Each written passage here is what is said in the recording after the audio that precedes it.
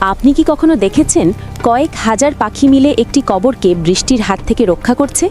এই অলৌকিক দৃশ্যটি দেখার পর আপনার পশু পাখির প্রতি দৃষ্টিভঙ্গি চিরতরে বদলে যাবে।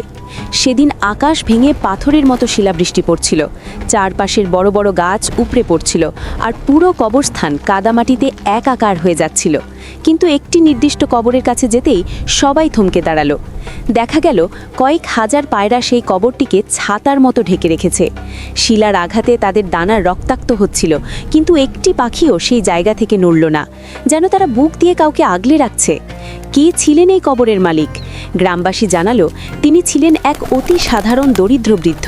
নিজের ঘরে খাবার না থাকলেও তিনি রাস্তার ক্ষুধার্ত কুকুর, বিড়াল আর পাখিদের মুখে খাবার তুলে দিতেন। তিনি বলতেন, এরাও আল্লাহর সৃষ্টি। নবীজি বলেছিলেন, যারা জমিনের সৃষ্টির ওপর দয়া করেন, আসমানের মালিক আল্লাহ তাদের ওপর দয়া করেন।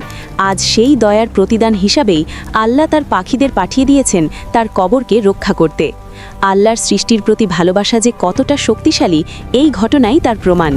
এই ঈমানদীপ্ত ঘটনাটি যদি আপনার হৃদয়ে সামান্যতম জায়গা করে নেয়, তবে একটি লাইক দিয়ে কমেন্টে সুবহানাল্লাহ লিখতে ভুলবেন না। আর এমনই সব হৃদয়স্পর্শী কাহিনী শুনতে আমাদের চ্যানেলটি সাবস্ক্রাইব করে এই পরিবারের অংশ হয়ে যান।